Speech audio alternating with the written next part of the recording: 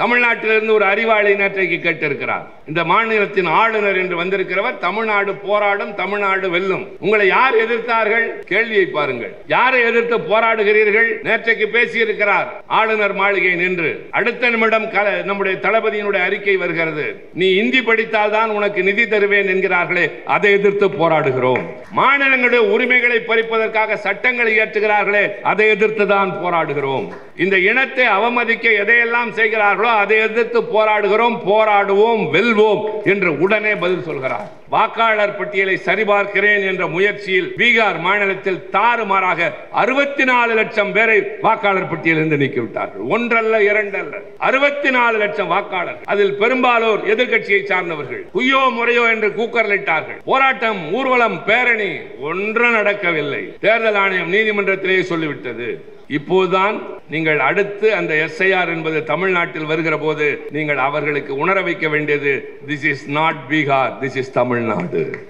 தேர்தல் ஆணையத்தினுடைய BLO என்கிறவர் வந்து அந்த முகாமிலே உட்கார்ந்து சில பேரை நீக்குகிற போது நீக்காது, இவர் பெயர் அங்கே இருக்கிறது என்று சொல்லுகிற அத்தாரிட்டி நீங்கள். You have been appointed by DMK. BLA 2 என்பது திமுகவால் தேர்தலிலே பணியாற்றுவதற்கு அதிகாரபூர்வமாக நியமிக்கப்பட்டிருக்கிறவர். You can challenge the BLO. நீங்கள் செய்வது தவறு என்று நீங்கள் சொல்லலாம், ஆதாரத்தை காட்டலாம். நான் சரிபார்த்து விட்டேன், இல்லாவிட்டால் என்னோடு வா என்று சொல்லுகிற அளவிற்கு ஒவ்வொரு வீட்டிலும் இருக்கிற வாக்காளர்களை நீங்கள் சரிபார்த்து கையில் வைத்திருப்பீர்களானால் பீகாரை போல 64 லட்சம் பேரை அல்ல, 60 பேரை கூட இங்கே தொட முடியாது. ஏப்ரல் 1ஆம் தேதி என்றால் முட்டாள்கள் தினம் என்று சொல்வார்கள். ஆனால் தமிழனுடைய வாழ்க்கையில் அது வேறு. 1921ஆம் ஆண்டு ஏப்ரல் 1ஆம் தேதி நீதி கட்சியின் ஆட்சியின் போதுதான் முதலாக பெண்களுக்கு வாக்குரிமை தரப்பட்டது. நான் பல நேரங்களில் சொல்லியிருக்கிறேன், வேதனையோடும் வெட்கத்தோடும் சொல்லியிருக்கிறேன். என்னுடைய தந்தை மறைந்த போது எனக்கு 3 மாதம் வயது, என் தாய்க்கு வயது 29.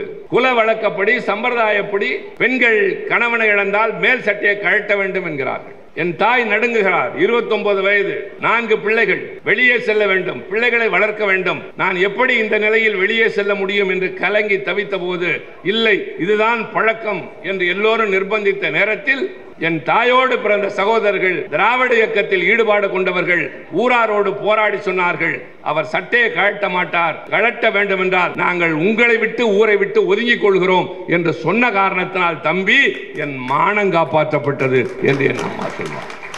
ஆக இந்த இயக்கம் பெண்களின் மானத்தை காப்பாற்றி இருக்கிறது. இங்கே இருக்கக்கூடிய NCC என்று சொல்லுகிற தேசிய மாணவர் படை, அதில் உத்தரவுகள் எல்லாம் இந்தியிலே தான் பிறப்பிக்கப்படுகிறது.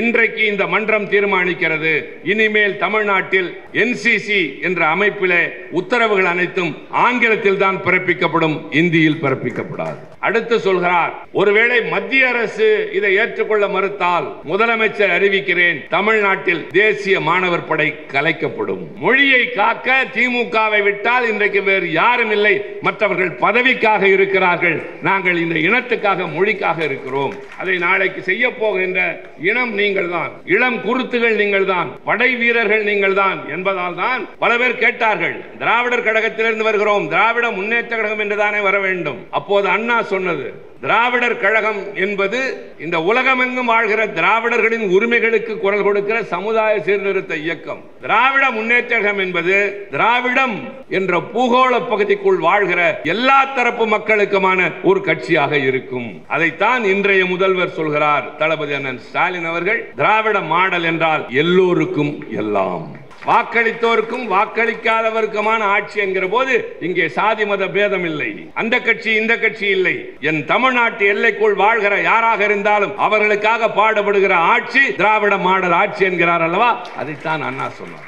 இங்க இருக்கிற எல்லோருடைய பெயரையும் பாருங்கள், மற்ற மாநிலங்களிலிருந்து வந்திருக்கிறவருடைய பெயர்களை பாருங்கள். முகர்ஜி, சட்டர்ஜி, பானர்ஜி, சர்மா, யாதவ், சிங், ராவ், ரெட்டி, இன்னும் கொஞ்சம் தள்ளி போனால் பட்டேல்.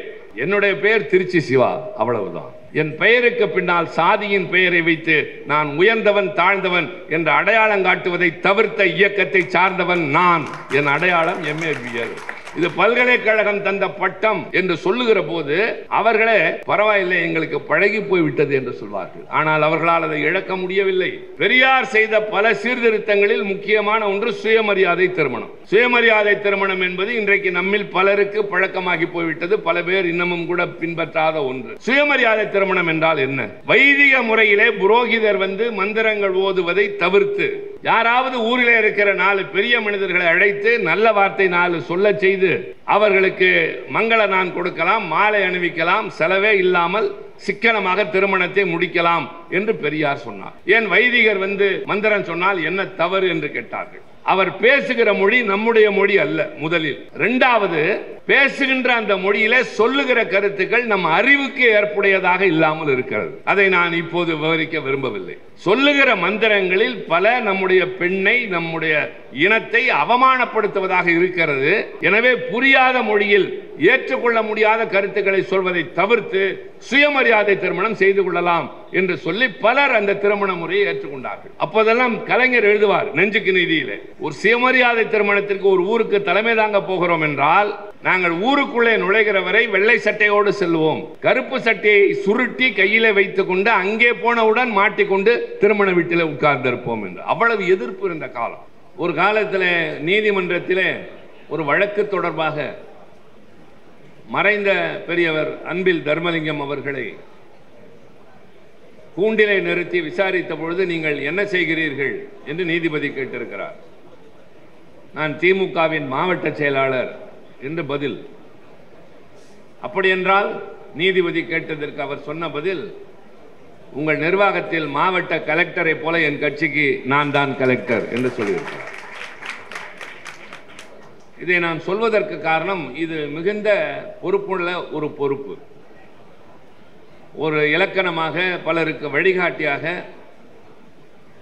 பல்வேறு பணிகள் இன்றைக்கு அமைச்சர் என்ற வகையில் 2 முக்கியமான பொறுப்புகளை இலாக்காக்களை வைத்திருந்தாலும் இந்த கூட்டத்திற்கு சரியான நேரத்தில் வந்து சேர வேண்டும் என்று வந்திருக்கிற அவருடைய பொறுப்புணர்ச்சியை அதை சுட்டிக்காட்டுகின்றது.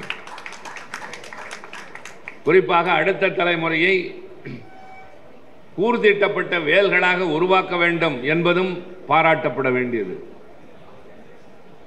வெறும் தேர்தலை நோக்கி நடைபோடுகின்ற ஒரு அரசியல் கட்சி அல்ல திராவிட முன்னேற்ற கழகம். இது ஒரு பேர் இயக்கம், இது ஒரு லட்சிய கூடாரம். தேர்தல் அரசியல் என்பதும் தேர்தலிலே நாம் போட்டியிடுவது என்பதும் கொண்ட கொள்கைகளை நடைமுறைப்படுத்துவதற்கு அதிகாரம் தேவை என்ற ஒரு காரணத்திற்காகத்தான். காரல் மார்க்ஸ் சொல்வார், அறிஞர் அண்ணா அவர்கள் அதையே வலியுறுத்தினார்கள், அதிகாரம் எந்த வர்க்கத்தின் கையில் இருக்கிறதோ அந்த வர்க்கத்திற்கு ஆதரவாகவும் சாதகமாகவும் தான் ஒரு அரசாங்கம் செயல்படும்.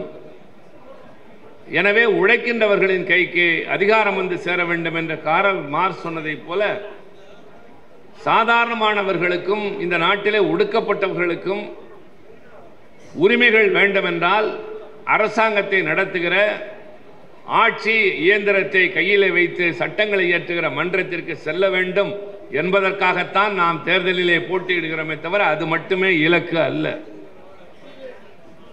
சிலவற்றை நான் பின்னோக்கி செல்ல வேண்டி இருக்கிறது. இது பொதுக்கூட்டம் அல்ல, பாசறை கூட்டம் என்று இளைஞரணியை கொண்டு தம்பி தலைப்பு தந்திருக்கிற காரணத்தினால் சொல்ல விரும்புகிறேன். குறிப்பாக இளைஞர்களுக்கு, நீங்கள் ஏன் திமுகவில் இருக்கிறீர்கள் என்று யாராவது கேட்டால் அதற்கான விளக்கத்தை நீங்கள் சொல்லியாக வேண்டும். இந்த கட்சியிலே நான் இருந்தால் எனக்கு ஏதாவது கிடைக்கும் என்பதற்காக என்று சொல்கிறவர்கள் இங்கு யாரும் இல்லை. இதில் இணைந்தால் எளிதாக எனக்கு பதவிகள் கிடைக்கும் என்பதற்காக சேர்ந்தேன் என்று சொல்லுகிறவர்கள் இங்கு யாரும் இல்லை. இங்கே ஸ்ரீலேகா சொன்னதை போல அடியும் உதையும் பட்டு சிறைச்சாலைக்கு சென்று சித்திரவதைகளை தாங்கி பல அடக்குமுறைகளை எதிர்கொண்ட தோழர்கள் நிரம்பிய கூடாரம் தான் திராவிட முன்னேற்ற கழகம் என்கிற போது இதில் வாழ்ந்தவர்களும் வளர்ந்தவர்களும் மட்டுமல்ல, இன்றைக்கு வருகின்றவர்களும் இணைகின்றவர்களும் கூட அதே உணர்வோடு தான் இருக்கிறார்கள் என்பதை நான் பெருமிதத்தோடு சுட்டிக்காட்ட விரும்புகின்றேன். இந்த இயக்கம் இல்லாமல் போயிருக்குமேனால் இந்த கேள்வி எழுப்ப வேண்டும். திராவிட முன்னேற்ற கழகம் இன்றைக்கு 100 ஆண்டுகள் நெடிய வரலாறு உள்ள திராவிட பேரியக்கத்தினுடைய இன்றைய அரசியல் அடையாளம். இன்றைய இந்த இயக்கத்தினுடைய தோற்றத்தை என்ன காரணத்திற்காக என்று யோசிக்க வேண்டும். நான் அதற்கு முன்னால் இன்னொன்றை சொல்லுகிறேன். இனத்தை, மொழியை, பண்பாட்டை, மக்களை, மரபை, மண்ணை பாதுகாப்பது ஒரு இயக்கத்தினுடைய கடமை, குறிக்கோள் என்ற அடிப்படையில் தான் நாம் செயல்பட்டோம், இப்பொழுதும் செயல்பட்டுக் கொண்டிருக்கிறோம். உதாரணத்திற்கு சொல்ல வேண்டும் என்றால், உலகத்திலே பல்வேறு மொழிகள் இருக்கின்றன. அந்த மொழிகளுடைய பெயர்களை பார்ப்பீர்களானால் அதனுடைய மூலம் தெரிய வரும். தமிழிலே ஆங்கிலம் என்று சொல்லப்படுகிற மொழியினுடைய பெயர் இங்கிலீஷ் என்பது. அது இங்கிலாந்து நாட்டை சார்ந்த மக்கள் பேசுகிற மொழி. பிரெஞ்சு என்பது பிரான்ஸ் நாட்டை சார்ந்தவர்கள் பேசுகின்ற மொழி. ஜெர்மன் என்பது ஜெர்மனி நாட்டை சார்ந்தவர்களுடைய மொழி. ஜாப்பனீஸ் என்பது ஜப்பான் நாட்டை சார்ந்தவர்களுடைய மொழி. சைனீஸ் என்பது சீன நாட்டை சார்ந்தவர்கள் பேசுகிற மொழி. ஆனால் இது தமிழ்நாடு, தமிழ் இனம், தமிழ் மரபு என்கிற போது தமிழ் என்ற மொழியிலிருந்து தான் நாடு உருவாகிறது, இனம் உருவாகிறது. ஆக நம்முடைய அடையாளம் தமிழ் என்பதாகிறது. மொழி என்பது ஒரு மனிதன் தன்னுடைய உணர்வுகளை இன்னொருவருக்கு வெளிப்படுத்துவதற்கான ஒரு கருவி. அப்படி பல மொழிகள் தோன்றியதற்கும் ஒரு வரலாறு உண்டு. ஆதி காலத்து மனிதனுக்கு பேச தெரியாது, மொழி தெரியாது. பின்னர் மெல்ல மெல்ல பரிணாம வளர்ச்சியின் மூலம் ஒவ்வொன்றாக முன்னேற்றம் அடைகிற போது மொழி என்ற ஒன்று உருவாகிறது. தொடக்கத்தில் ஓசையாக இருந்ததான் பின்னர் மொழியாக மாறுகிறது, ஒலி மொழியாக மாறுகிறது. மனிதனுக்கு முதலில் 2 கால்களில் நடக்கவே தெரியாது. ஆதி காலத்து மனிதன் மற்ற மிருகங்களைப் போல குரங்கிலிருந்து நாம் பிறந்தோம் என்று சொல்லுவதை உணர்த்துவதைப் போல 2 கைகளையும் ஊன்றி 2 கால்களால் தவழ்ந்துதான் சென்றார்கள். தவழ்ந்து மட்டுமில்லை, மரத்துக்கு மரம் தாவி கொண்டிருந்தார்கள். அதுதான் டார்வினுடைய தத்துவம், குரங்கிலிருந்து நாங்கள் பிறந்தோம் என்று சொல்வது. அப்படி தாவி செல்கிறவன் பேச தெரியாமல் தனக்கு உணவுக்கு என்ன செய்தான் என்றால், எதிரே வருகிற மிருகத்தை எதிர்கொள்வான். மிருகத்திற்கு மனிதனை கண்டால் அச்சம், மனிதனுக்கு மிருகத்தை கண்டால் அவசியம். இருவரும் போரிடுகிற நிலை உருவாகும். மிருகம் என்றால் மனிதன் மிருகத்திற்கு உணவு, மனிதன் என்றால் மிருகம் மனிதனுக்கு உணவு. அவனிடம் ஆயுதங்கள் கிடையாது, வெறும் கூரிய நகங்கள் மட்டும்தான் உண்டு.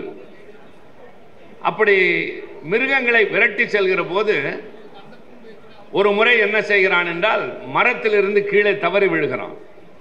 விழுந்தவன் வலி தாங்க முடியாமல் வலியினுடைய ஓசையாக ஆ என்று அலறுகிறான். இந்த அலறலை கேட்டவுடன் முன்னால் சென்றவன் திரும்பி பார்க்கிறான். திரும்பி பார்த்தவுடன் இவன் வலியை மறைந்துவிட்டு மறுபடி ஆ என்று அலறுகிறான். காரணம், நாம் எழுப்பிய ஓசை இவனை திரும்பி பார்க்க வைக்கிறது என்று தெரிந்தவுடன் இவன் ஆ என்கிறான், அவன் ஆ ஓ என்று ஒலி எங்கு பார்த்தாலும் கேட்கிறது, வலி தெரியவில்லை. ஆக ஒருவனை அழைப்பதற்கு நம்மிடம் ஏதோ ஒன்று இருக்கிறது என்று உணர தலைப்பட்ட முதல் நிகழ்வு அது. அடுத்து அந்த மிருகங்களை கொல்வதற்கு கூரிய நகங்களை பயன்படுத்தியவன் கிடைத்ததை கொண்டு எரிகிறான். அப்படி எரிகிற போது ஒரு கல் போய் இன்னொரு கல்லிலே பட்டு தீ உண்டாகிறது, நெருப்பு மூட்ட கற்றுக்கொள்கிறான். இது ஒரு காரணம். நாம் சொல்வது ஒரு நீண்ட நெடிய வரலாற்றின் ஒரு சிறு பகுதி, அதை பற்றி மட்டுமே பேசலாம். நான் சொல்ல வருவது ஓசையாக ஒலியாக இருந்தது மொழியாக மாறுகிறது.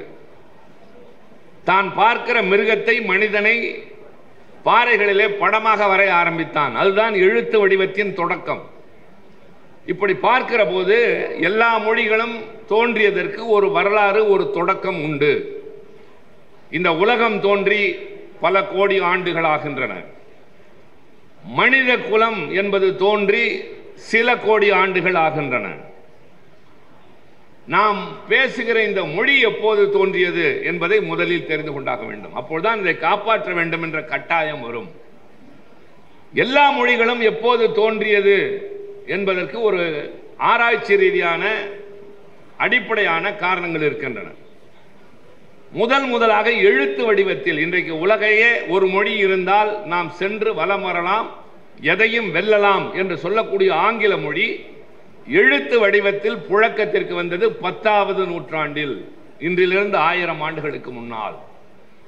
அந்த நேரத்தில் ராஜராஜ சோழன் பெரிய கோயிலை கட்டி கொண்டிருந்தான், புலவர்கள் அவனை பாடிக்கொண்டிருந்தார்கள்.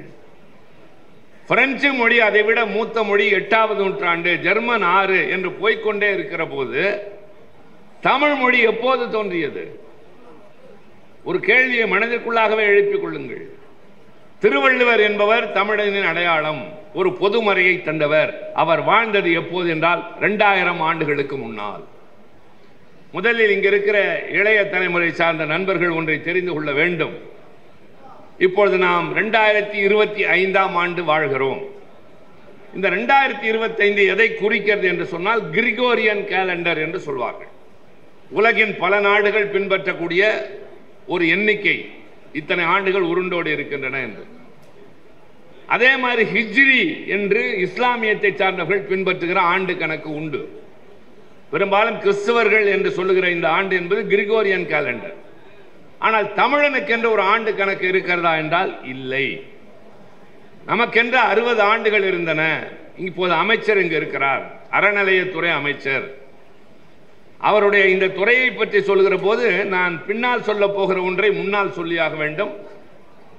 முதலாக ஆலயங்களை நிர்ணயிக்கிற அறநிலையத்துறை என்பது தமிழ்நாட்டில் உருவானது நீதி கட்சி ஆட்சியில் இருந்தபோதுதான்.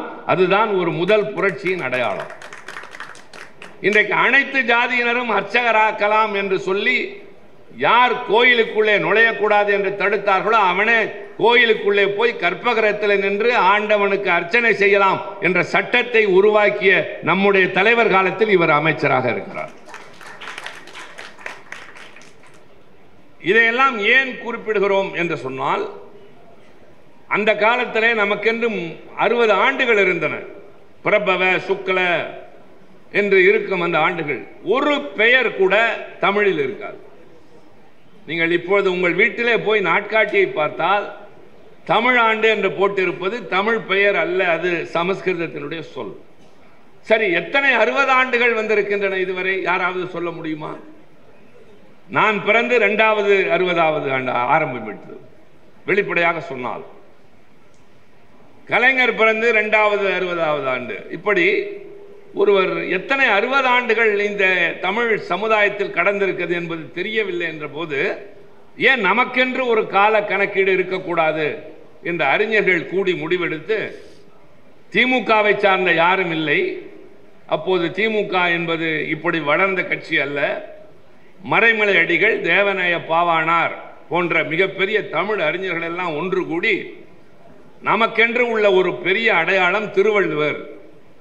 அவர் பிறந்த ஆண்டை எப்படி, கிறிஸ்து பிறந்த வருடத்தை எப்படி ஆண்டு கணக்கு என்று உலகம் கொண்டாடுகிறது, அதுபோல திருவள்ளுவர் பிறந்த ஆண்டை நம்முடைய ஆண்டு கணக்காக கொள்வோம். சரி, திருவள்ளுவர் எப்போது பிறந்தார்? ஆராய்ச்சி நடக்கிறது. நமக்கு கிடைத்த உண்மை, வரலாற்று ரீதியாக நிரூபிக்கப்பட்ட ஒன்று, கிறிஸ்து பிறப்பதற்கு 31 ஆண்டுகளுக்கு முன்னால் பிறந்தவர் திருவள்ளுவர் என்பது தெரிகிறது. இப்போது நான் உங்களை பார்த்து கேட்பேன், இனிமேல் யாராவது உங்களை பார்த்து இது 2025வது ஆண்டு, திருவள்ளுவர் ஆண்டு என்ன என்றால் நம்மில் பலருக்கு தெரியாது. இனிமேல் நீங்கள் சொல்லலாம், நடக்கு என்ற ஆட்டினோடு 31 கூட்டி சொன்னால் அதுதான் திருவள்ளுவர் ஆண்டு. இப்போது 2056 திருவள்ளுவர் ஆண்டு என்பது. முதலில் இதை தெரிந்து கொள்ள வேண்டும். இது தமிழனின் ஆண்டு கணக்கு. ஆக திருவள்ளுவர் வாழ்ந்தது 2000 ஆண்டுகளுக்கு முன்னால். மொழிக்கு இலக்கணம் எழுதிய தொல்காப்பியன் வாழ்ந்தது 2500 ஆண்டுகளுக்கு முன்னால். இப்படியே போகிற போது எப்போது யாதும் ஊரே யாவரும் கேளீர், நான் போய் ஐநா மன்றத்தில் பேசினேன் என்று ஸ்ரீலங்கா சொல்கிறார். ஏன்? அது அவருடைய மனதை தொட்டிருக்கிறது. எந்த மன்றத்தில்? 193 நாடுகள் கூடியிருக்கின்ற மன்றத்தில் ஒரு தமிழனாக, திராவிட முன்னேற்ற கழகத்தின் பிரதிநிதியாக இந்தியாவின் சார்பில் சென்று யாதும் ஊரே யாவரும் கேளீர் என்று நான் பேசினேன். காரணம், நம்முடைய இந்திய அரசாங்கம் எனக்கு எழுதி கொடுத்த உரையில் ஒரு சமஸ்கிருத வார்த்தை இருந்தது, வசுதேவ குடும்பகம் என்று இருந்தது. அதில் இருக்கிற ஒரு சொல்லை கூட மாற்றி படிக்க கூடாது, அதுதான் மரபு. உலக நாடுகள் இருக்கிற அவையில் உணர்ச்சி வசப்பட்டு ஒன்றை சொன்னால் பெரும் குழப்பம் வரும். எனவே எழுதி கொடுத்ததை வரிபரசாமல் நான் படிக்க வேண்டும். ஆக நான் அதை முன்கூட்டியே படிக்கிற போது சொன்னேன், நான் ஒன்றை சேர்த்துக் கொள்ளலாமா? அப்படியெல்லாம் முடியாது என்றார்கள். ஒன்றும் பொருளிலே குறை வராது, குற்றம் வராது என்று சொன்னேன். கேட்டார்கள், சொன்னேன். பின்னர் டெல்லியிலே கேட்க வேண்டும் என்றார்கள். நான் இருந்தது நியூயார்க்கில். அங்கிருந்து இங்க இருக்கிற அரசாங்கத்திடம் கேட்டு பின்னர் அனுமதி கிடைத்தது. வசுதேவ குடும்பகம் என்றால் உலகம் ஒரு குடும்பம் என்பது நான் சொன்னேன். அதையும் தாண்டி யாதும் ஊரே யாவரும் கேளீர் என்றால் எல்லா ஊரும் என்னுடைய ஊர், எல்லோரும் என்னுடைய உறவினர். கேளீர் என்றால் உறவினர் என்று பொருள், கேளீர் அல்ல, கேளிர். கேளிர் என்றால் உறவினர். இந்த யாதும் ஊரே யாவரும் கேளீர் என்று சொன்ன கணியன் பூங்குன்றன் வாழ்ந்தது சங்க காலத்தில், இந்த 2500 ஆண்டுகளுக்கு முன்னால். இப்படியே போகிற போது தமிழ் எப்பதான் பிறந்தது என்று யாராவது கேட்டால் கடைசியாக சொன்னோம், கல் தோன்றி மண் தோன்றா காலத்தே முன் தோன்றிய மூத்த குடி தமிழ் குடி. அதுல இன்னொன்று வரும், வாளோடு முன் தோன்றிய மூத்த குடி தமிழ் குடி. பெரும்பாலும் பலருக்கு அது ஐயமாக இருந்தது. நான் அதையும் இப்போது சொல்கிறேன். நான் அரசியல், அரசாங்கம், கொள்கைகள் பேசுவதற்கு முன்னால் இதை சொல்வது அவசியமாகிறது. கல் தோன்றி மண் தோன்றா காலத்தே முன் தோன்றிய, வாளோடு முன் தோன்றிய மூத்த குடி தமிழ் குடி என்றால் என்ன பொருள்? நான் சொன்னேன் அல்லவா, ஆதி காலத்து மனிதன் நடக்க தெரியாமல் மரத்துக்கு மரம் தாவினான், ஆதி காலத்து மனிதன் கற்கால மனிதனாக வாழ்ந்தான் என்று. அந்த காலம் எப்போது என்றால், இந்த உலகம் எப்படி தோன்றியது? நான் கேள்வி கேட்கலாம். இது பாசறை கூட்டம் என்கிற போது உங்களை பார்த்து கேள்வி கேட்கலாம். ஆனால் நான் அந்த இடத்திற்கு இப்போது செல்ல விரும்பவில்லை. இந்த உலகம் எப்படி தோன்றியது? நீங்களும் வாழ்கின்ற இந்த பூமி பந்து, இத்தனை நாடுகளை உள்ளடக்கி இருக்கிற பூமி எப்படி உருவானது? ஆண்டவன் படைத்தான் சொல்வார்கள், நம்பிக்கை உடையவர்கள் சொல்லிவிட்டு போகட்டும். அறிவு ரீதியாக நான் ஏற்றுக்கொள்ளுகிற வகையில் விளக்கம் சொன்னால்தான் நான் ஏற்பேன் என்று சொல்கிறவன் தான் பகுத்தறிவுவாதி. அறிவியல் ரீதியாக நிரூபிக்க வேண்டும். அப்படி நிரூபிக்கிற போது சூரியன் என்ற நெருப்பு கோளத்திலிருந்து வெடித்து சிதறிய ஒரு சிறு பகுதி, அந்த நெருப்பு கோளம் பல லட்சம் ஆண்டுகள் பொழிந்த மழையினால் குளிர்கிறது. பொழிந்த மழை நீர் ஓட ஆரம்பிக்கிறது. ஓடுகிற மழை நீர் அந்த பாறைகளை உருட்டி கொண்டு போகிறது. பாறைகள் உருண்டு உடைந்து கற்களாகின்றன. பின்னர் கற்கள் தேய்ந்து மண்ணாக மாறுகிறது. ஆக கல் தோன்றி மண் தோன்றா காலத்தே முன் தோன்றிய மூத்த குடி தமிழ் குடி. சில பேர் விமர்சிப்பார்கள், பெரியார் சொன்னார் தமிழை காட்டுமிராண்டி மொழி என்று, அவரா உங்கள் தலைவர் என்று கேட்பார்கள். இதே கேள்வியை கலைஞரிடம் கேட்டார்கள். பெரியார் தமிழை காட்டுமிராண்டி மொழி என்கிறார போது அவர் எதையும் சரியாகத்தான் சொல்வார் என்று கலைஞர் சொன்னார். அது எப்படி என்று கேட்டார்கள்.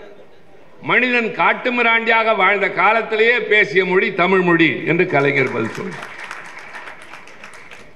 ஆக தமிழன் ஆதி காலத்தில் முதலாக தோன்றிய மொழி தமிழ் மொழி என்பதோடு, இப்போது கீழடியில், ஆதிச்சநல்லூரில், கொற்கையில், அதே போல மற்ற ஊர்களில் சிவகலையிலே கிடைத்த ஆய்வின் அடிப்படையில் கிடைத்திருக்கிற மாபெரும் அதிசயத்தக்க உண்மை, ஏற்றுக்கொள்ளப்பட்ட உண்மை, ஆராய்ச்சி ரீதியாக நிரூபிக்கப்பட்ட உண்மை, இரும்பு என்ற உலோகத்தை முதலில் பயன்படுத்தியவன் தமிழன் என்பதும் நிரூபணமாகிறது.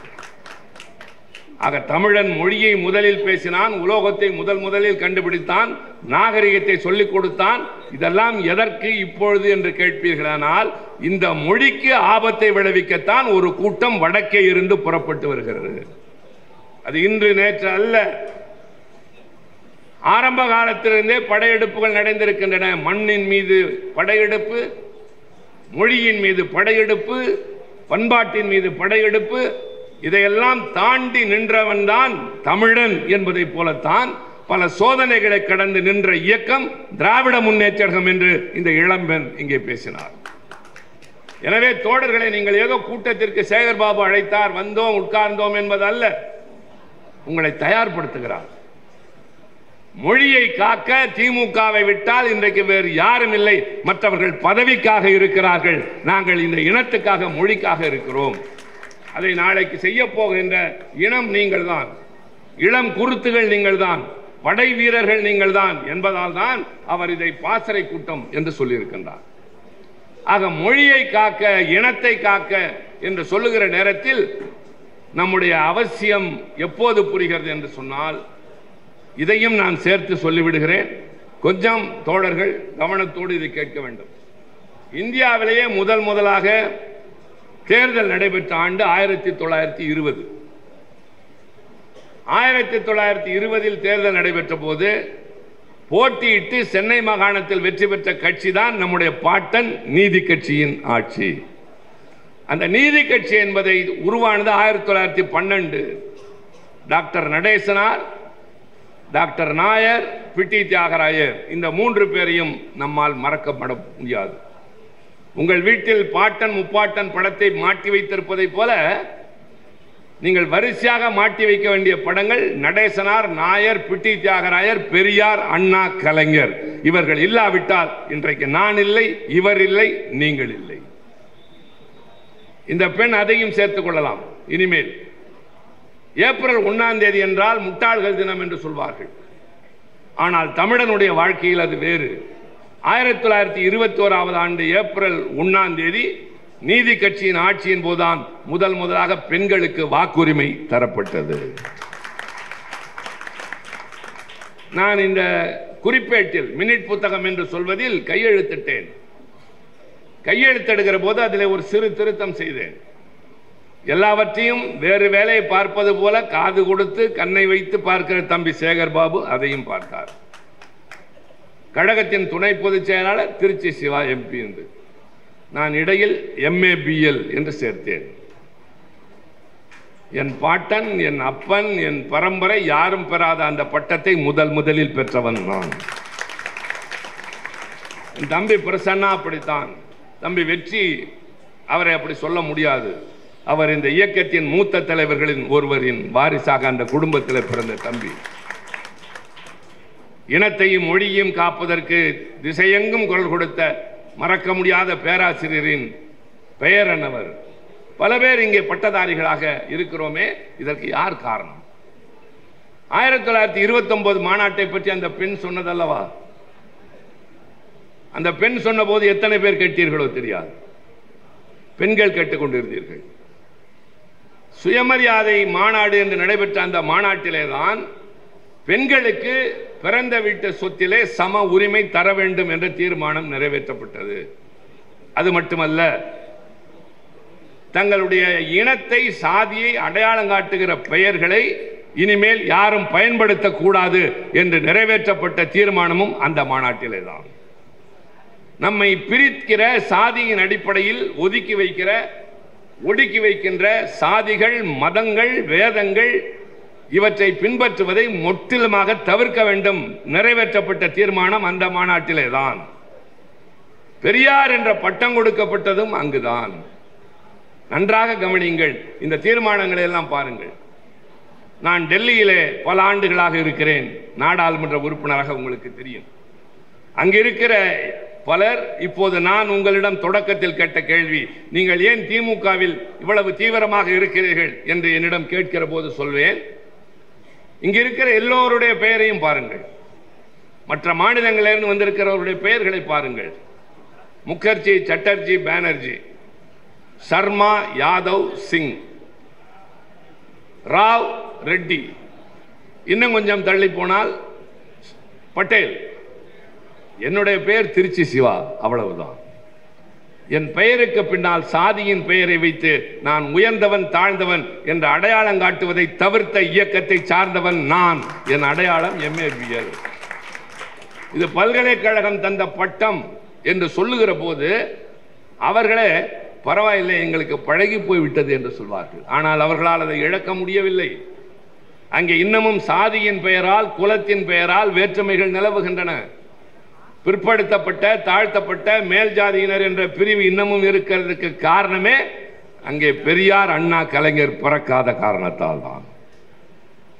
1925 சுயமரியாதை இயக்கத்தை பெரியார் தொடங்கி 29 இந்த மாநாடு நடந்து தீர்மானங்கள் நிறைவேற்றப்பட்டு அது மெல்ல மெல்ல நடைமுறைக்கு வருவதற்காக உழைத்து பாடுபட்டு பல பேர் தங்கள் வாழ்க்கையை தொலைத்து வாலிபத்தை துறந்து அது திராவிடர் கழகமாகி சமுதாய சீர்திருத்தமாக இருக்கிற போது அண்ணா ஒன்றை உணர்ந்தார். நன்றாக நீங்கள் கவனிக்க வேண்டும். ஒரு செயல் ஒரு நிர்பந்தத்தினால் உருவாகிறது. Necessity is the mother of invention. இது ஒரு ஆங்கில பழமொழி. Necessity is the mother of invention. அந்த வார்த்தை ஏன் வந்தது என்று பார்த்தால் அது ஆதி காலத்தில் நீட்சேயிலிருந்து வரும், கன்பூசியஸிலிருந்து வரும். நிர்பந்தம் தேவை என்பது கண்டுபிடிப்புகளுக்கு காரணமாக மாறுகிறது. அண்ணா ஏன் ஒரு அரசியல் இயக்கத்தை தொடங்க ஆரம்பித்தார்? நான் முதலில் சொன்னேன் அல்லவா, ஒன்றை நடத்த வேண்டும் என்று நினைத்தால் அதை யார் செய்கின்ற இடத்தில் இருக்கிறார்களோ அவரிடம் போய் முறையிடலாம். அவர் அதை ஏற்றுக்கொள்கிறவராக இருக்கலாம் அல்லது அந்த கொள்கையை கோரிக்கையை மறுக்கிறவராக இருக்கலாம். ஒருவேளை ஏற்கிறவராக இருந்தாலும் செய்கின்ற துணிச்சல் இல்லாமல் இருக்கலாம். பேசாமல் அந்த இடத்திற்கு நாமே போய்விட்டால் என்ன என்ற முடிவுதான் இது. பெரியார் செய்த பல சீர்திருத்தங்களில் முக்கியமான ஒன்று சுயமரியாதை திருமணம். சுயமரியாதை திருமணம் என்பது இன்றைக்கு நம்மில் பலருக்கு பழக்கமாகி போய்விட்டது. பல பேர் இன்னமும் கூட பின்பற்றாத ஒன்று. சுயமரியாதை திருமணம் என்றால் என்ன? வைதிக முறையிலே புரோகிதர் வந்து மந்திரங்கள் ஓதுவதை தவிர்த்து யாராவது ஊரிலே இருக்கிற 4 பெரிய மனிதர்களை அழைத்து நல்ல வார்த்தை 4 சொல்ல செய்து அவர்களுக்கு மங்கள நான் கொடுக்கலாம், மாலை அணிவிக்கலாம், செலவே இல்லாமல் சிக்கனமாக திருமணத்தை முடிக்கலாம் என்று பெரியார் சொன்னார். ஏன் வைதிகர் வந்து மந்திரம் சொன்னால் என்ன தவறு என்று கேட்டார்கள். அவர் பேசுகிற மொழி நம்முடைய மொழி அல்ல முதலில். இரண்டாவது, பேசுகின்ற அந்த மொழியிலே சொல்லுகிற கருத்துக்கள் நம் அறிவுக்கு ஏற்புடையதாக இல்லாமல் இருக்கிறது. அதை நான் இப்போது விவரிக்க விரும்பவில்லை. சொல்லுகிற மந்திரங்களில் பல நம்முடைய பெண்ணை, நம்முடைய இனத்தை அவமானப்படுத்துவதாக இருக்கிறது. எனவே புரியாத மொழியில் ஏற்றுக்கொள்ள முடியாத கருத்துக்களை சொல்வதை தவிர்த்து சுயமரியாதை திருமணம் செய்து கொள்ளலாம் என்று சொல்லி பலர் அந்த திருமண முறையை ஏற்றுக்கொண்டார்கள். அப்போதெல்லாம் கலைஞர் எழுதுவார் நெஞ்சுக்கு நீதியிலே, ஒரு சுயமரியாதை திருமணத்திற்கு ஒரு ஊருக்கு தலைமை தாங்க போகிறோம் என்றால் நாங்கள் ஊருக்குள்ளே நுழைகிற வரை வெள்ளை சட்டையோடு செல்வோம், கருப்பு சட்டையை சுருட்டி கையிலே வைத்துக் கொண்டு அங்கே போனவுடன் மாட்டிக்கொண்டு திருமண வீட்டில் உட்கார்ந்திருப்போம் என்று. அவ்வளவு எதிர்ப்பு இருந்த காலம். கருப்பு சட்டை என்றால் எல்லோருக்கும் பெரிய கலக்கத்தை தந்தது, எதிர்ப்பை உருவாக்கிய அந்த காலகட்டத்தில் பல பேர் சுயமரியாதை திருமணம் செய்து கொள்கிறார்கள். இது மாதிரி பல பேர் செய்து கொள்கிற போது திருமணம் செய்து கொண்டவர்களுக்கு பிறந்த பிள்ளைகளில் 2 சொத்து தகராறு வருகிறது. நீதிமன்றத்திற்கு போகிறார்கள். நீதிமன்றம் அந்த வழக்கை விசாரித்து விட்டு என்ன தீர்ப்பு சொன்னது தெரியுமா? நீங்கள் இருவரும் யாருடைய சொத்தை எங்களுடைய பெற்றோர் சொத்து பங்கு போட்டு தாருங்கள் என்று கேட்கிறீர்களோ அவர்கள் இருவரும் உங்கள் பெற்றோர் அல்ல. புரியவில்லை. நாங்கள் அவர்களுக்குத்தான் பிறந்தோம் என்று பிறப்பு சான்றிதழ் இருக்கிறது. பிறப்பு சான்றிதழ் இருக்கலாம், ஆனால் பெற்றோர் என்ற அந்தஸ்தை அடைகிற அளவிற்கு அவர்கள் இருவரும் கணவன் மனைவி இல்லை. கணவன் மனைவிதான் கல்யாணம் ஆகி இருக்கிறது. இதோ பாருங்கள் புகைப்படம், எங்கள் ஊரிலே இவர் வந்து நடத்தி வைத்தார். நீங்கள் நடத்தி இருக்கலாம், ஆனால் இந்து திருமண சட்டப்படி ஒரு திருமணம் செல்லுபடியாக வேண்டும் என்று சொன்னால் மந்திரம் ஓத வேண்டும், அக்கினி வளர்க்க வேண்டும், அதை 7 முறை வலம் வர வேண்டும். இப்படி சடங்குகள் இருக்கின்றன. இது நிறைவேற்றப்படாத எதுவும் செல்லாத திருமணம் என்று ஆகும். அவர்கள் இருவரும் சேர்ந்து வாழ்ந்த ஆணும் பெண்ணும் நீங்கள் இருவரும் முறை தவறி பிறந்த குழந்தைகள் என்பதாகவே கருதப்படும் என்று நீதிமன்றம் சொன்னபோது சுயமரியாதை திருமணம் செய்தவர்கள் எல்லாம் அதிர்ச்சிக்கு உள்ளானார்கள். பெரியார் அடைந்த துன்பத்திற்கு அளவே இல்லை. ஆனாலும் தொடர்ந்து சுயமரியாதை திருமணங்கள் நடைபெறுகின்றன. இந்த நேரத்தில் தான் அண்ணா சிந்திக்க ஆரம்பிக்கிறார். இது 1950களில் நடந்தது. இதில் ஒரு மாற்றம் உண்டாக வேண்டும் என்றுதான் 56 திருச்சியில் நடைபெற்ற மாநாட்டில் திராவிட முன்னேற்ற கழகம் தேர்தலில் போட்டியிடலாமா வேண்டாமா என்று வந்தவர்களிடம் கருத்து கேட்டு பெரும்பாலானவர்கள் போட்டியிடலாம் என்று சொன்னதற்கு பின்னால் அரசியல் கட்சியாக மாறுகிறது திராவிட முன்னேற்ற கழகம். நாம் அரசியல் கட்சியாக மாறியது பதவிக்காக அல்ல, அதிகாரத்திற்காக அல்ல. நாம் நினைப்பதை, நமக்கு தேவையானதை, சீர்திருத்தங்களை சட்டங்களாக கொண்டு வருவதற்கு, அந்த மன்றத்திற்கு செல்வதற்கு. அண்ணா முதல்வராகிறார். நான் வேகமாக வருகிறேன். கட்சி ஆரம்பித்தோம், தீர்மானம் நிறைவேற்றினோம், தேர்தல் நடைபெற்றது. அடுத்த 67 அண்ணா முதல்வராகிறார். முதல்வரானதற்கு உடன் உங்களுக்கு பல பேருக்கு தெரிந்திருக்கும், பொது உடைமை கட்சியினுடைய தலைவர் ஜீவா என்பவர் ஒரு காலத்தில் பெரியாரோடு இருந்தவர் தான். அவருடைய மகள் திருமணம் திருச்சியிலே பெரியார் தலைமையில் நடைபெறுகிறது. அறிஞர் அண்ணா முதலமைச்சராக அதில் கலந்து கொள்கிறார். கலந்து கொள்கிற போது சொல்கிறார், பெரியார் என்ற ஆசிரியரின் மாணவர்கள் நானும் ஜீவாவும் போன்றவர்கள். நாங்கள் இன்றைக்கு இந்த நிலையில் இருக்கிறோம் என்றால் அதற்கெல்லாம் காரணம் பெரியார் தான். அந்த மாணவன் ஆசிரியருக்கு ஏதாவது நன்றி செலுத்த வேண்டும் அல்லவா? அதனாலே நான் இன்றைக்கு பெரியாருக்கு சொல்வேன், அதுவும் ஜீவா வீட்டு திருமண நிகழ்ச்சியில் சொல்வேன், ஐயா உங்கள் கனவு பல காலம் நடைமுறையில் இல்லாத ஒன்று. என் ஆட்சியில் நான் சுயமரியாதை திருமணத்தை சட்டமாக மாற்றி உங்களுக்கு பரிசாக தருகிறேன் என்று சொன்னார். நம்புங்கள் தோழர்களே, பெரியார் எழுந்து நின்று இருகரங்கூப்பி வணங்கி ரொம்ப நன்றிங்கயா என்று கண்ணீர் வெடித்த நாள் அந்த நாள். அண்ணா வந்து சட்டமன்றத்தில் சுயமரியாதை திருமணத்தை செல்லுபடியாகும் என்று கொண்டு வருகிறார் அல்லவா?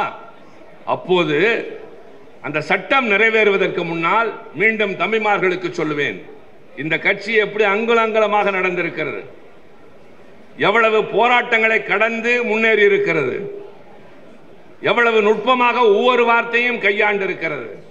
திராவிடர் கழகம், திராவிட முன்னேற்ற கழகம் என்ன வேறுபாடு? திராவிடர் முன்னேற்ற கழகம் ஏன் என்று இந்த கட்சி உருவாகவில்லை? பல பேர் கேட்டார்கள், திராவிடர் கழகத்திலிருந்து வருகிறோம், திராவிட முன்னேற்ற கழகம் என்றுதானே வர வேண்டும். அப்போது அண்ணா சொன்னது, திராவிடர் கழகம் என்பது இந்த உலகமெங்கும் வாழ்கிற திராவிடர்களின் உரிமைகளுக்கு குரல் கொடுக்கிற சமுதாய சீர்திருத்த இயக்கம். திராவிட முன்னேற்ற கழகம் என்பது திராவிடம் என்ற பூகோள பகுதிக்குள் வாழ்கிற எல்லா தரப்பு மக்களுக்குமான ஒரு கட்சியாக இருக்கும். அதைத்தான் இன்றைய முதல்வர் சொல்கிறார், தளபதி அண்ணன் ஸ்டாலின் அவர்கள்.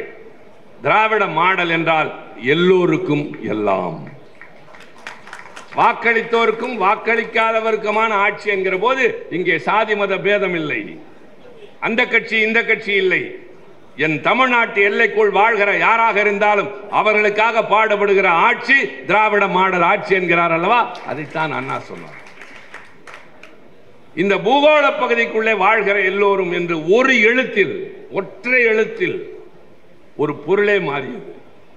திராவிட முன்னேற்றம் என்று வந்ததை போல இந்த சுயமரியாதை திருமண சட்டம் நிறைவேறுவதற்கு முன்னால் மசோதா தயாராகிறது. மசோதா மந்திரிக்கு தெரியும், மசோதா எனக்கு தெரியும், நாடாளுமன்ற உறுப்பினர் சட்டமன்ற உறுப்பினர்களுக்கு தெரியும். சட்டம் நிறைவேறுவதற்கு முன்னால் அதனுடைய முன்வடிவு, அதன் பெயர் மசோதா. சுயமரியாதை திருமணத்தை நிறைவேற்றுவதற்கு முன்பாக அந்த மசோதாவை அறிஞர் அண்ணா இன்றைய திராவிட கழகத்தின் தலைவர் ஐயா வீரமணியிடம் கொடுத்து பெரியாரிடம் காட்ட சொல்கிறார். பெரியாரிடம் போய் காட்டிவிட்டு வாருங்கள், இதைத்தான் நான் கொண்டு வரப் போகிறேன் என்று. பெரியார் அதை படித்துவிட்டு நான் இதில் ஒரு திருத்தம் செய்யலாமா என்கிறார். சொல்லுங்கள் ஐயா என்கிறார்கள். அதில் என்ன இருக்கிறது என்று சொன்னால், சுயமரியாதை திருமணம் என்பது சம்பிரதாயங்களை தவிர்த்து, சடங்குகளை தவிர்த்து, மாலை மாற்றிக்கொண்டு மங்கள நாணம் அணிவித்தால் அது திருமணம் என்று செல்லுபடியாகும். டையிங் ஆஃப் தாலி, அன்கார்லாண்டிங் என்று இருக்கிறது. பெரியார் என்ன செய்தார் தெரியுமா? அவர் ஒன்றும் கல்லூரிக்கெல்லாம் போகாதவர், சட்டம் படிக்காதவர். அந்த அண்டு என்பதை அடித்துவிட்டு ஆர் என்று போட்டார்.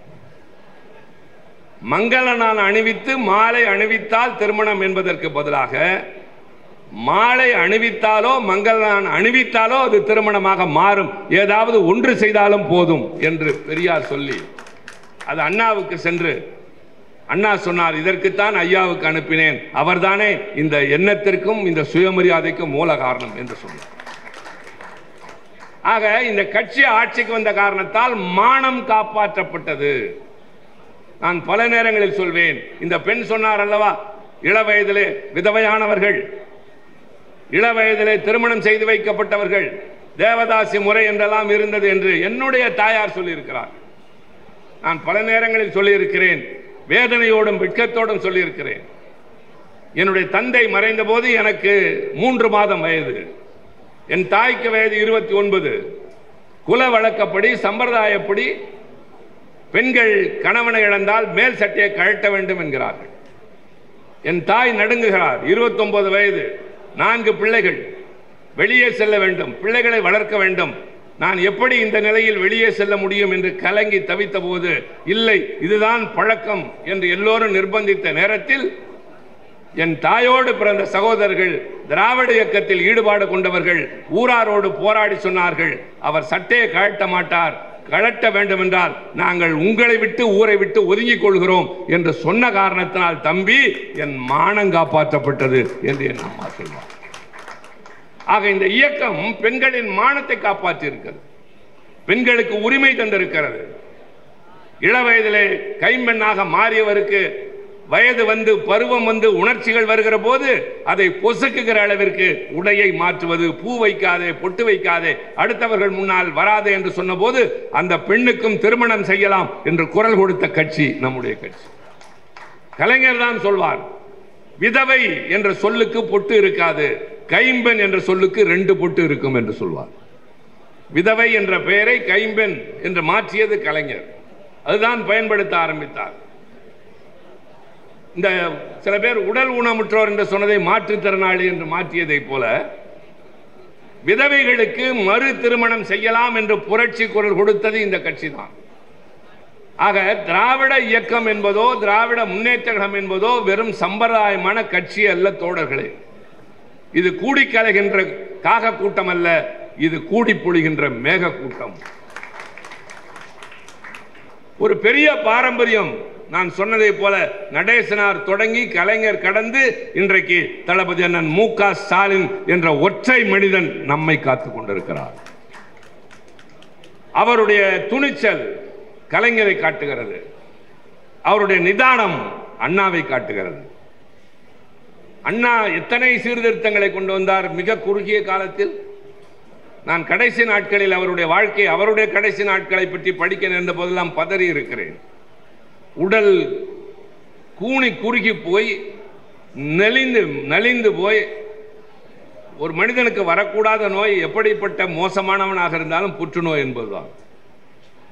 எனக்கு தெரிந்த அந்த நோய் வந்தவர்கள் கடைசி நேரத்தில் வலியால் துடிப்பதை நான் பார்த்திருக்கிறேன், என் மனைவி உட்பட.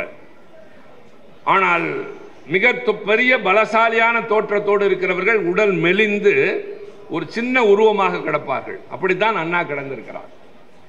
தோழர்கள் போகிற போது ரொம்ப சிரமப்பட்டு கண்ணை விழித்து பார்த்து இனங்கண்டு கொண்டு, சேகர் பாபு நலமா, கட்சி எப்படி, இப்படித்தான் கேட்டிருக்கிறார் என்று சொன்னதை எல்லாம் படிக்கிற போதெல்லாம் நெஞ்சு நெகிழ்ந்து போகும்.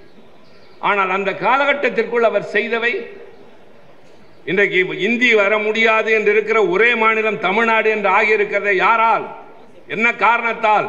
சட்டம் என்ற உதவியோடு நாம் நிறைவேற்றிய அந்த தீர்மானத்தால் அது வந்தது. நான் பள்ளிக்கூடம் படிக்கிற போது 8வது 9வது போகிற போது இந்தி இருந்தது. இந்தி படித்தாக வேண்டும், இந்திக்கு மாற்றாக சமஸ்கிருதம். அப்போதுதான் இந்திய எதிர்ப்பு போராட்டம் நடைபெறுகிறது. அந்த காலகட்டத்திலே போராட்டம் நடைபெற்று ஏதேதோ நடந்து அது ஒரு வரலாறு, தனி வரலாறு. அண்ணா ஆட்சிக்கு வந்தவுடன் இந்த சுயமரியாதை திருமணத்தை போல ஒரு சட்டத்தை கொண்டு வருகிறார். நன்றாக கவனியுங்கள், குறிப்பாக இளைஞர்கள் மீண்டும் கவனியுங்கள். அண்ணா நிறைவேற்றுகிற சட்டம், தமிழ்நாட்டில் இனிமேல் மும்மொழி திட்டம் கிடையாது. இப்போது நான் சொல்வது இந்த அம்பத்தூர் பகுதியில் வில்லிவாக்கம் பகுதியிலே கூடியிருக்கிற உங்களிடம் அல்ல, தர்மேந்திர பிரதானுக்கு சொல்லுகிறேன், தமிழ்நாட்டில் இனிமேல் மும்மொழி திட்டம் கிடையாது. இது என்னுடைய குரல் அல்ல, தளபதி அண்ணன் மு.க. ஸ்டாலினின் குரல். இது அண்ணாவின் குரல், இது கலைஞரின் குரல். இங்கே மும்மொழி திட்டம் கிடையாது, தமிழும் ஆங்கிலமும் மட்டும்தான் இருக்கும். தமிழ் என்பது என் தாய்மொழி, என் உயிர் மொழி, என் அடையாளம், என் மரபு, என் மாண்பு, இவ்வளவும் வரும். ஆங்கிலம் என்பது எனக்கு உலகம் முழுவதும் செல்வதற்கு துணையாக இருக்கின்ற மொழி. இந்தி கிடையாது என்று அறிவித்த அண்ணா அடுத்து சொல்கிறார், ஆட்சி மொழி தொடர்பாக நாடாளுமன்றம் இயற்றிய சட்டங்கள் அனைத்தையும் இந்த சட்டமன்றம் நிராகரிக்கிறது. எவ்வளவு துணிச்சலான வார்த்தைகள் பாருங்கள். ஆட்சி மொழி தொடர்பாக அவர்கள் நிறைவேற்றிய தீர்மானங்களை இந்த மன்றம் நிராகரிக்கிறது. சாவரின், ஒரு மாநிலத்துக்கு இருக்கிற சாவரின் அதிகாரத்தின் அடிப்படையில் சொல்கிறார். அடுத்து சொல்கிறார், இங்கே இருக்கக்கூடிய NCC என்று சொல்கிற தேசிய மாணவர் படை, அதில் உத்தரவுகள் எல்லாம் இந்தியிலே தான் பிறப்பிக்கப்படுகிறது. இன்றைக்கு இந்த மன்றம் தீர்மானிக்கிறது, இனிமேல் தமிழ்நாட்டில் என்சிசி என்ற அமைப்பிலே உத்தரவுகள் அனைத்தும் ஆங்கிலத்தில் தான் பிறப்பிக்கப்படும், இந்தியில் பிறப்பிக்கப்படாது. அடுத்து சொல்கிறார், ஒருவேளை மத்திய அரசு இதை ஏற்றுக்கொள்ள மறுத்தால் முதலமைச்சர் அறிவிக்கிறேன், தமிழ்நாட்டில் தேசிய மாணவர் படை கலைக்கப்படும். அப்படி கொண்டு வந்த தீர்மானத்தின் அடிப்படையில் இன்றைக்கு தமிழையும் ஆங்கிலத்தையும் வைத்து இந்தி வேண்டாம் என்று சொல்லுகிற மரபுடைய இந்த மண்ணில் வந்து நீ இந்தி படித்தால்தான், இந்தியை சொல்லி தந்தால்தான் உனக்கு நிதி தருவேன் என்று சொன்னால் உன் காசு யாருக்கு வேணும், என்னால் ஆட்சி நடத்த முடியும் என்று நிலைநிறுத்துகிறவர் நம் தலைவர். ஒரு வீரனுக்கு பின்னால் நீங்களும் நானும் அணிவகுத்து நிற்கிறோம். ஒரு நிதானமுள்ள தலைவன், ரைசிங் டு தி அக்கேஷன் என்று சொல்வார்கள். ஒரு பிரச்சனை வருகிற போது ஒருவர் எப்படி சமாளிக்கிறார் என்பதை பொறுத்துதான் தலைமை பண்பு வெளிப்படும். நம்முடைய தலைவர் பலமுறை நிரூபித்து விட்டார் அந்த நிதானம். அதே நேரத்தில் துணிச்சல். ஒன்றிய அரசை எதிர்த்து குரல் கொடுக்கிற போது, தலை வணங்காத போது, நீங்கள் யாரை எதிர்த்து போராடுகிறீர்கள்? தமிழ்நாட்டிலிருந்து ஒரு அறிவாளி நேற்றைக்கு கேட்டிருக்கிறார். இந்த மாநிலத்தின் ஆளுநர் என்று வந்திருக்கிறவர் தமிழ்நாடு போராடும், தமிழ்நாடு வெல்லும். உங்களை யார் எதிர்த்தார்கள்? கேள்வியை பாருங்கள். யாரை எதிர்த்து போராடுகிறீர்கள்? நேற்றைக்கு பேசியிருக்கிறார் ஆளுநர் மாளிகை நின்று. அடுத்த நிமிடம் நம்முடைய தளபதியினுடைய அறிக்கை வருகிறது, நீ இந்தி படித்தால் தான் உனக்கு நிதி தருவேன் என்கிறார்களே, அதை எதிர்த்து போராடுகிறோம். மாநிலங்களுடைய உரிமைகளை பறிப்பதற்காக சட்டங்களை இயற்றுகிறார்களே, அதை எதிர்த்து தான் போராடுகிறோம். இந்த இனத்தை அவமதிக்க எதையெல்லாம் செய்கிறார்களோ அதை எதிர்த்து போராடுகிறோம், போராடுவோம், வெல்வோம் என்று உடனே பதில் சொல்கிறார். ஆக விவரம் தெரியாதவர்கள் வந்து ஏதேதோ செய்கிறார்கள் என்பதல்ல, வலிமையோடு வருகிறார்கள். இதுதான் ரொம்ப முக்கியம். இது வெறும் இளைஞர்கள் அடங்கிய கூட்டம் அல்ல. அவர் சொன்னதை போல பாகமுகவர்கள் அடங்கி இருக்கிறீர்கள். எவ்வளவு பேர் இங்க பாகமுகவர்கள்?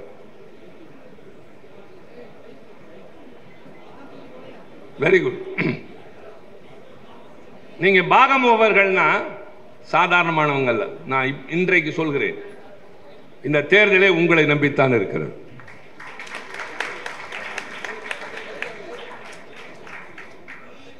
தேர்தல் நாளன்று வாக்குச்சாவடியில் காலையிலிருந்து மாலை வரை அசையாமல் உட்கார்ந்திருந்து நம்முடைய வாக்குகள் பதிவாகிறதா, வேறு யாரும் தவறாக வந்து பதிவு செய்கிறார்களா, வேறு கட்சியினர் ஏதாவது சில்மிஷம் செய்கிறார்களா என்பதை கண்ணில் விளக்கெண்ணெய் ஊற்றிக்கொண்டு காத்திருக்க வேண்டிய பட்டாளத்தை சார்ந்தவர்கள் தான் இங்க இருக்கிற பாகமுகவர்கள். நீங்கள் எல்லாம் இந்த நாட்டின் எல்லையோரத்தில் நிற்கிற ராணுவ சிப்பாய்களைப் போல. தன் குடும்பம் எங்கோ இருக்கும், மனைவி மக்கள் எங்கோ இருப்பார்கள், ஆனால் மண்ணை, மானத்தை, மக்களை காக்க எல்லையோரத்தில் இருக்கிற வீரனை போல இந்த இயக்கத்தை காக்க போகிற பாகமுகவர்கள் நீங்கள். ஒன்றை மறந்து விடாதீர்கள், நேற்றைக்கு அறிக்கை வந்து விட்டது. இந்தியா முழுவதும் எஸ்ஐஆர் பணி தொடங்கும், தேர்தல் ஆணையத்தினுடைய அறிவிப்பு. எஸ்ஐஆர் என்றால் என்ன? பழகிவிட்ட சொல், தெரிந்து கொள்ளுங்கள். அதை சொல்வதுதான் இந்த முகாம். Special intensive revision of electoral polls. வாக்காளர் பட்டியலை சீர்திருத்துகிறோம் என்ற பெயரால் தேர்தல் ஆணையம் உள்ளே வந்து நுழைகிறது. அதில் ஒன்றும் தவறில்லை. இது ஒன்றும் புதிதாக நடக்கவில்லை. 2002 நடந்திருக்கிறது, இப்போது நடக்கிறது. அந்த செய்கிற போது முறையாக செய்கிறார்களா? அதற்கு முன்னால் ஒன்றை தெரிந்து கொள்ளுங்கள். அங்குதான் நான் வருகிறேன். ரொம்ப முக்கியம் இது. அதுவும் பாகமுகவர்கள் கூட்டம் என்பதால் சொல்லுகிறேன். தேர்தல் ஆணையம் என்பது இந்த நாட்டின் உச்சகட்டமான ஒரு அதிகாரம் பெற்ற ஒரு அமைப்பு, அரசியல் சட்டம் உருவாக்கிய ஒரு அமைப்பு. சில பேரை பதவி நீக்கம் செய்ய முடியாது. தேர்ந்தெடுத்தது யாராக வேண்டுமானாலும் இருக்கலாம். குடியரசுத் தலைவரை யார் தேர்ந்தெடுக்கிறார்கள்? நாடாளுமன்ற சட்டமன்ற உறுப்பினர்கள். துணை குடியரசுத் தலைவரை யார் தேர்ந்தெடுக்கிறார்கள்? நாடாளுமன்ற உறுப்பினர்கள் மட்டும். உச்ச நீதிமன்ற நீதிபதி, உயர் நீதிமன்ற நீதிபதிகளை யார் தேர்ந்தெடுக்கிறார்கள்? கொலிஜியம் என்ற ஒரு அமைப்பு. சிஏஜி என்று ஒன்று இருக்கிறது, அதுவும் அரசியல் சட்டம் உருவாக்கப்பட்டது. அது ஆடிட்டிங். ஆடிட்டிங் என்பது கணக்காயர். இந்த அரசாங்கம் எவ்வளவு செலவு செய்திருக்கிறது, எந்தெந்த செலவினங்கள் சரியானது, எதிலே தவறு என்று சொல்லுகிற சிஏஜி என்று பாரபட்சம் இல்லாமல் கணக்கு பார்த்து எந்த அரசாங்கத்தையும் விரல் நீட்டி குற்றம் சொல்லக்கூடிய அமைப்பு CAG, காம்ப்ட்ரோலர் அண்ட் ஆடிட்டர் ஜெனரல். இவர்களை நான் சொன்ன குடியரசுத் தலைவர், துணை குடியரசுத் தலைவர், அதே போல கவர்னர், அதே போல உச்ச நீதிமன்றம், உயர் நீதிமன்ற நீதிபதிகள் CAG, அடுத்து CEC, சீஃப் எலெக்ஷன் கமிஷனர், இவர்களை பதவி நீக்கம் செய்ய குடியரசுத் தலைவருக்கு கூட அதிகாரம் கிடையாது. அப்படி என்றால் ஏதாவது தப்பு செய்தால் எப்படி செய்யலாம்? செய்யலாம். நாடாளுமன்றத்தில் இம்பீச்மெண்ட் என்ற ஒரு முறை, மாநிலங்களவை நான் இருக்கிற அவை என்றால் 50 உறுப்பினர்கள் கையெழுத்திட வேண்டும், மக்களவை என்றால் 100 பேர் கையெழுத்திட வேண்டும். அது விவாதத்திற்கு வரும், பின்னர் அது முடிவெடுக்கப்படும், 2 அவைகளிலும் தீர்மானம் நிறைவேற்றப்படும். இந்த எலெக்ஷன் கமிஷன் என்று சொல்வது ரொம்ப உச்சகட்ட அமைப்பு. காரணம், இந்தியா என்கின்ற இந்த நாடு உலகின் தலை சிறந்த ஜனநாயக நாடு. 5 ஆண்டுகளுக்கு ஒரு முறை தேர்தல் நடக்கும். மக்கள் தங்களை தாங்களே தங்கள் அனுபவத்தின் அடிப்படையில் பரிசீலனை செய்து, என்னை இதுவரை ஆண்ட கட்சி சரியாக ஆண்டது என்றால் மீண்டும் தொடர அனுமதிக்கிறேன், இல்லை எனக்கு இது ஏற்புடையது இல்லை என்றால் வேறு யார் அந்த இடத்திற்கு வர வேண்டும் என்று நான் தீர்ப்பு சொல்கிறேன் என்று ஒவ்வொரு குடிமகனும் ஒரு நீதிபதியாக மாறுகின்ற 5 ஆண்டுகளுக்கு ஒரு முறை தேர்தலை நடத்துகிற அதிகாரம் தேர்தல் ஆணையத்திற்கு வருகிறது. தேர்தல் ஆணையத்திற்கு விதிக்கப்பட்ட முக்கியமான நியதி என்ன தெரியுமா? Fair and free elections. நியாயமான சுதந்திரமான தேர்தலை தேர்தல் ஆணையம் நடத்தும். இப்போதான் ரொம்ப முக்கியமான ஒன்றுக்கு வருகிறேன். இந்த தேர்தல் ஆணையர் எப்படி நியமிக்கப்படுகிறார்? நான் சொன்னேன், குடியரசுத் தலைவரை யார் தேர்ந்தெடுக்கிறார்கள், நீதிபதியை யார் தேர்ந்தெடுக்கிறார்கள் என்று. தேர்தல் ஆணையரை யார் தேர்ந்தெடுக்கிறார்கள்? இதுவரை பலருக்கு தெரியாது, ஆனால் தெரிந்து கொள்ள வேண்டும். இதுநாள் வரை 3 பேர் கொண்ட குழு, ஒன்று பிரதமர், இன்னொன்று மக்களவையில் இருக்கிற எதிர்க்கட்சி தலைவர், 3வது உச்ச நீதிமன்றத்தின் தலைமை நீதிபதி. ஒருவர் ஆளுங்கட்சி, ஒருவர் எதிர்க்கட்சி, இவர் எந்த கட்சியும் சாராத சட்டத்தை பாதுகாக்கிற ஒரு பெரிய பொறுப்பில் இருக்கிறவர். அண்மையில் நாடாளுமன்றத்தில் ஒரு திருத்தம் கொண்டு வரப்பட்டு 2 அவைகளிலும் பெரும் எதிர்ப்பு கடையில் நிறைவேற்றப்பட்டு விட்டது. என்ன சட்ட திருத்தம் தெரியுமா? இனிமேல் தேர்தல் ஆணையாளரை நியமிக்கின்ற அந்த குழு என்பது 3 பேர் கொண்ட குழுவில் பிரதமர் இருப்பார், எதிர்க்கட்சி தலைவர் இருப்பார், உச்ச நீதிமன்ற தலைமை நீதிபதிக்கு பதிலாக பிரதமருடைய அமைச்சரவையில் இருக்கிற ஒரு சகா இருப்பார். என்றால் 3இல் 2 பேர் ஆளுங்கட்சியை சார்ந்தவர்கள், ஒருவர் மட்டும் எதிர்க்கட்சி. ஜனநாயக முறைப்படி 2 பேர் யாரை சொல்கிறாரோ அவர்தான் தேர்தல் ஆணையர் என்று வந்தபோது விழுந்தது மரணடி இந்தியாவின் ஜனநாயகம். பாரபட்சம் இல்லாமல் நியாயமாக செயல்படக்கூடியவர் வருகின்ற வாய்ப்பை மறுதளித்து இப்போது தேர்தல் ஆணையர் என்பவர் ஐயத்திற்கு உட்பட்டவர் என்று கருதுகின்ற நிலை உருவாகி இருக்கிறது. இந்த SIR என்று நான் சொன்ன வாக்காளர் பட்டியலை சரிபார்க்கிறேன் என்ற முயற்சியில் பீகார் மாநிலத்தில் தாறுமாறாக 64 லட்சம் பேரை வாக்காளர் பட்டியலிருந்து நீக்கிவிட்டார்கள். 1 அல்ல 2 அல்ல, 64 லட்சம் வாக்காளர்கள். அதில் பெரும்பாலோர் எதிர்க்கட்சியை சார்ந்தவர்கள். குய்யோ முறையோ என்று கூக்கரலிட்டார்கள். போராட்டம், ஊர்வலம், பேரணி ஒன்றும் நடக்கவில்லை. தேர்தல் ஆணையம் நீதிமன்றத்திலேயே சொல்லிவிட்டது. இப்போதுதான் நீங்கள் அடுத்து அந்த SIR என்பது தமிழ்நாட்டில் வருகிற போது நீங்கள் அவர்களுக்கு உணர வைக்க வேண்டியது, this is not Bihar, this is Tamil Nadu. இது திராவிட இயக்கத்தின் கோட்டை. தளபதி மு.க. ஸ்டாலின் என்று 24 மணி நேரமும் கண்விழிக்கின்ற காவலனின் மேற்பார்வையில் இருக்கிற மாநிலம் இது என்று உணர்த்த வேண்டிய பொறுப்பு பாகமுகவர்களே உங்களுக்கு தான் இருக்கிறது. அதனால்தான் சேகர் பாபு சொன்னார், எல்லா இடங்களிலும் கூட்டம் போடுகிறோம், நீங்கள் கூட வந்து பேசுங்கள் என்றார். பேசுகிறோம், பேச வேண்டும், இதையெல்லாம் சொல்ல வேண்டும். வாக்காளர் பட்டியலை நீங்கள் சரிபார்த்து நம்முடைய வாக்காளர்கள் இடம்பெற்றிருக்கிறார்களா, தவறானவர்கள் இடம்பெற்றிருக்கிறார்களா, நீக்கப்பட்டிருக்கிறார்களா, இடம்பெயர்ந்திருக்கிறார்களா, இதெல்லாம் ஏதோ சம்பிரதாயம் அல்ல.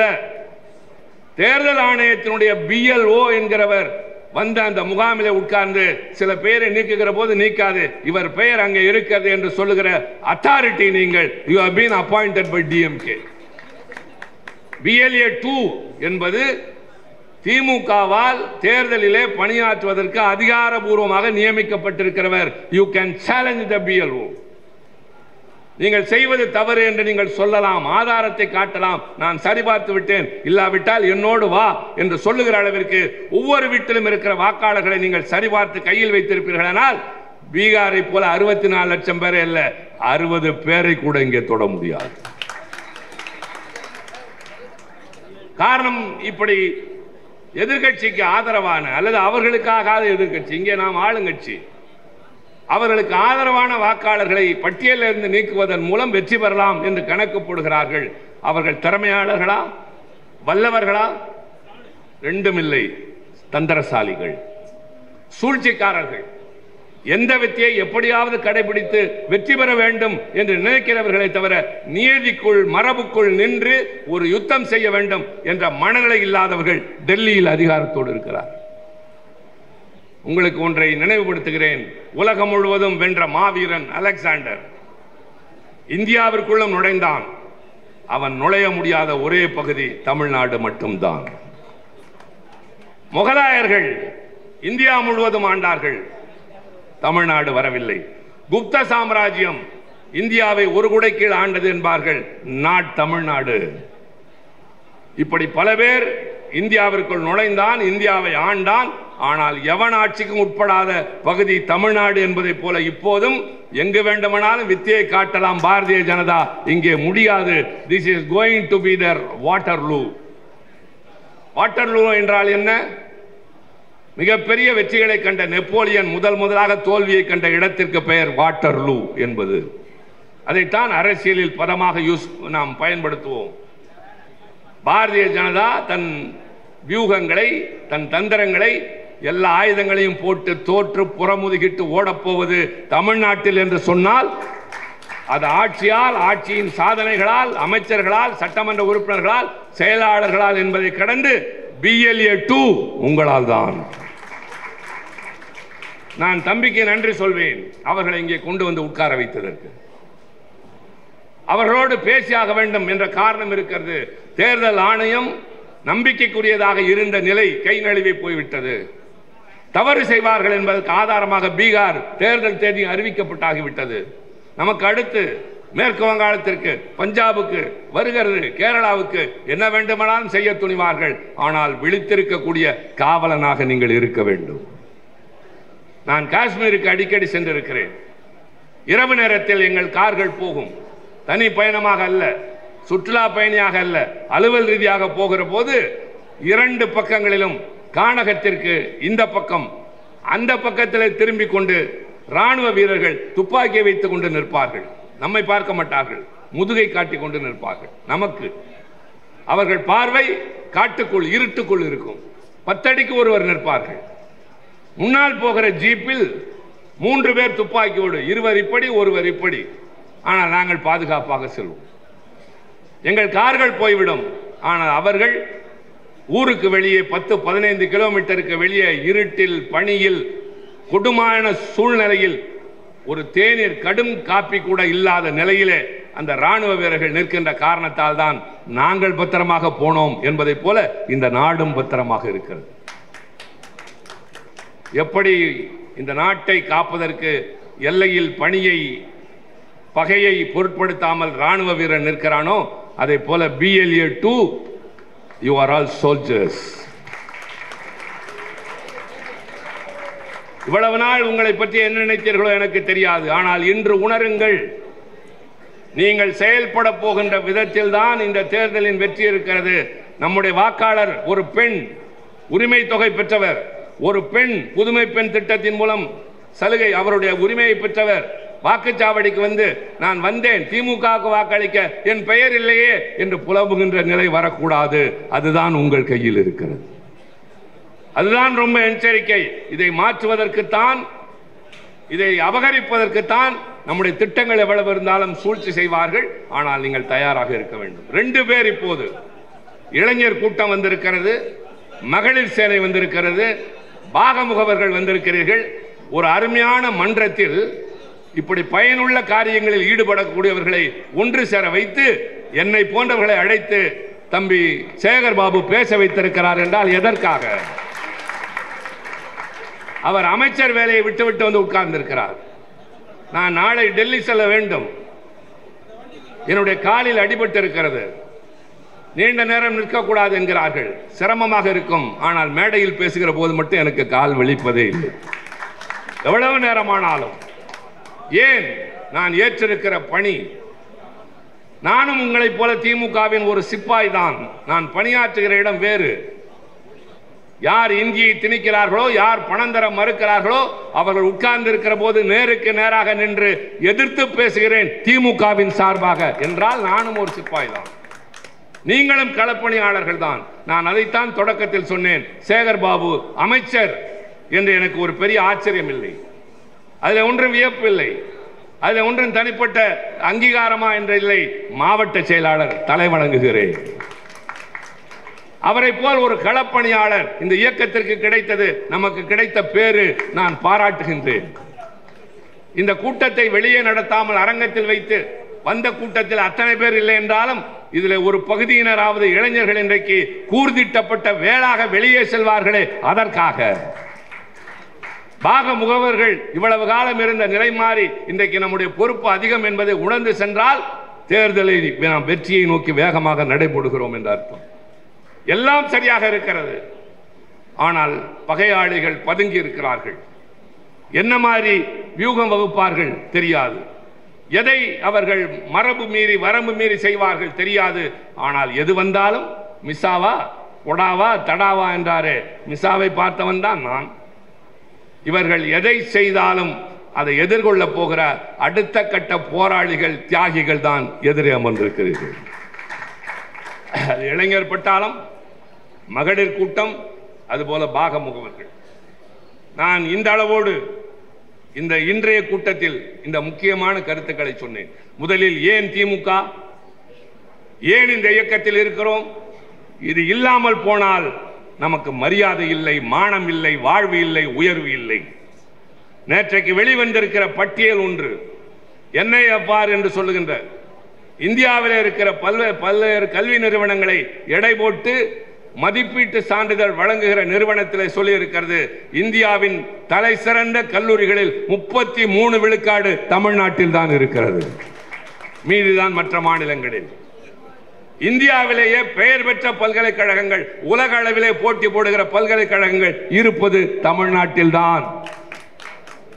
இது முதல்வரின் சாதனை. அவர் எல்லாவற்றையும் மீறி உழைக்கிறார், எல்லாவற்றையும் மீறி யாருக்கும் தோன்றாத சாதனைகளை எல்லாம் செய்கிறார். மக்கள் பயன்பெறுகிறார்கள்.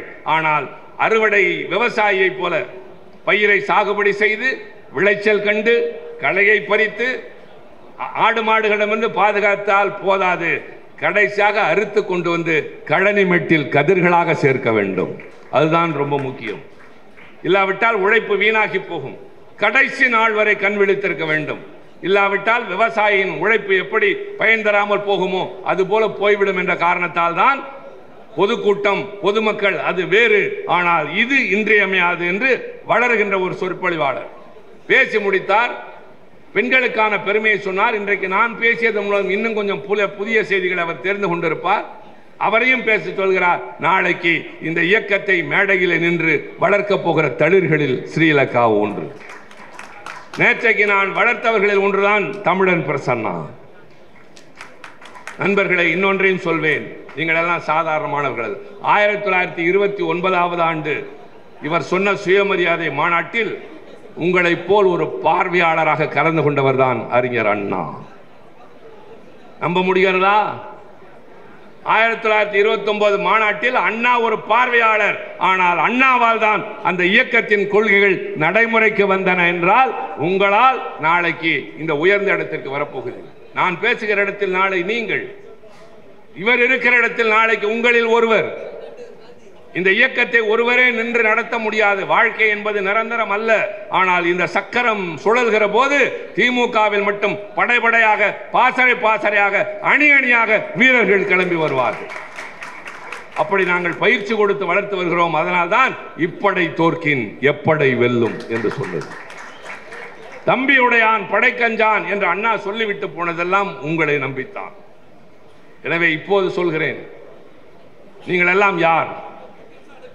நீங்கள் எல்லாம் யார்?